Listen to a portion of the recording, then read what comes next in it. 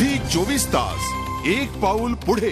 गरिबीचा नवा आकडा या विषयावर आपण चर्चा करतोय। मला यायचंय आता या क्षणाला प्रदीप लोखंडे यांच्याकडे। प्रदीप लोखंडे, गावाकडून शहराकडे जी लोक येत आहेत त्यांच्यात काही कमी आपल्याला झालेली दिसत नाहीये आणि त्याहीपेक्षा सुद्धा गरिबीला नेमका 33चा आकडा हा एक शाप बनलेला आहे का आता? कारण याच्या खाली असणाऱ्यांनाच फक्त दारिद्र्य खालच्या योजनांचं फलित मिळणार आहे। काय सांगाल आपण?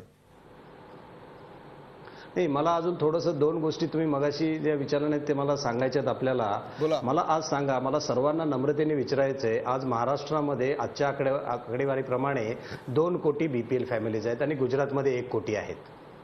तुम्ही महाराष्ट्राच्या कोणत्याही गावात जावा आणि एका प्रोग्रेसिव्ह शेतकऱ्याला विचारा की त्याला शेतामध्ये काम करायला मजूर मिळतोय का? नाही मिळत। तिथून पुढे तुम्ही तालुक्याच्या ठिकाणी या, तिथल्या MIDC मध्ये जा आणि कुठल्याही कारखानदाराला विचारा की त्याला काम करायला तरुण मिळतोय का?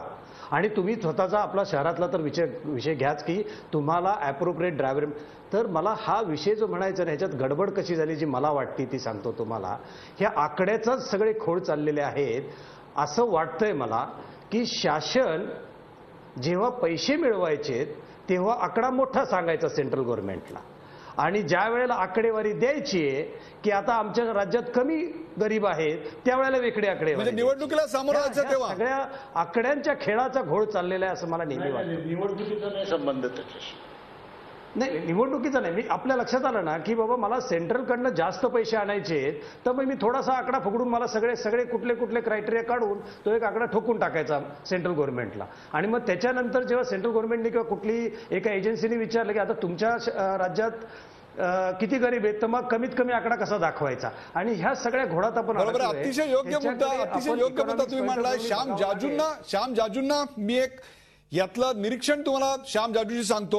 राष्ट्रीय सरासरीपेक्षा महाराष्ट्रातल्या गरिबांची संख्या कमी आहे आणि ती गुजरातपेक्षाही महाराष्ट्रातल्या गरिबांची संख्या कमी आहे। ज्या गुजरातमध्ये विकासाचा एवढा डंका पिटला गेला आणि तिथून भारताचा पुढचा पंतप्रधान करणार आहेत असा दावा करण्यात आला। काय सांगाल तुम्ही?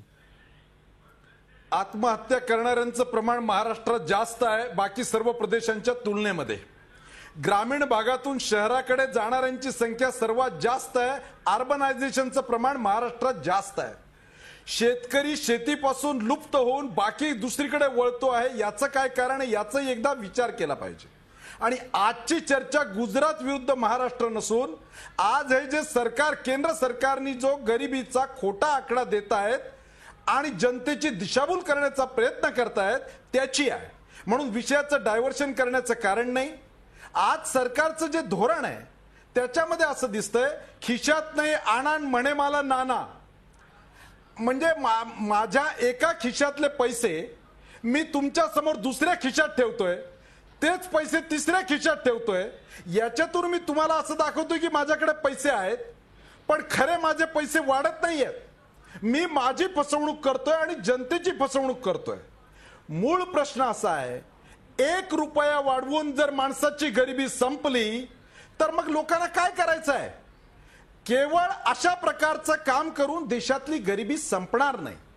आम्ही गरिबांची इमानदार आहोत का? आम्ही गरिबी खऱ्या अर्थानं संपवू इच्छितो का? महागाई आम्ही कंट्रोल मध्ये आणली आहे का? श्याम जाजू हे सगळे मुद्दे बरोबर आहेत। मला सांगा, हे जेव्हा निकष ठरवले जात होते तेच निकष तुमचं सरकार होतं त्याही वेळी होते, मग त्याही वेळी तुम्ही निकष का नाही बदललेत? किंवा आता हे निकष ठरवले जात असताना तुम्ही त्यावर आवाज का नाही उठवला? माझं आजही आवाहन आहे, NDAच्या कार्यकाळातले खर्च त्यावेळा महागाईचे दर काढा आणि आजचे काढा, जमीन आसमानाचं अंतर आहे। स्वयंपाक करण्यासाठी लागणारा इंधन 40% वाढलेला आहे। सर्व गोष्टींचे मूल्य वाढलेले आहे। NDAच्या काळामध्ये डॉलरचा दर मॅक्सिमम 44 रुपये होता, आज जो 60 रुपयावर जाऊन भिडलेला आहे। सर्व गोष्टींचा खर्च वाढलेला आहे। सामान्य माणूस केवळ अन्न खाऊन जगू शकत नाही।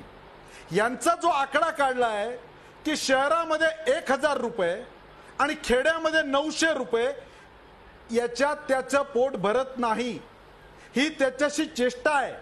त्याला कपडे लागतात, त्याला शिक्षण लागतं, त्याला प्रवास लागतो, त्याला करमणूक लागते। अन्न वस्त्र निवारा त्याच्या प्राथमिक गरजा पूर्ण होत नाही तरी आम्ही डंका पिटवतोय की आम्ही गरिबी कमी केली, आमचं राज्य प्रगतिशील आहे। ही गरिबाशी पिळवणूक आहे, गरिबाबरोबर केलेली चेष्टा आहे. अशा प्रकारची चेष्टा कुठल्याही लोक कल्याणकारी सरकारला मान्य करता येणार नाही. झी 24 तास, एक पाऊल पुढे.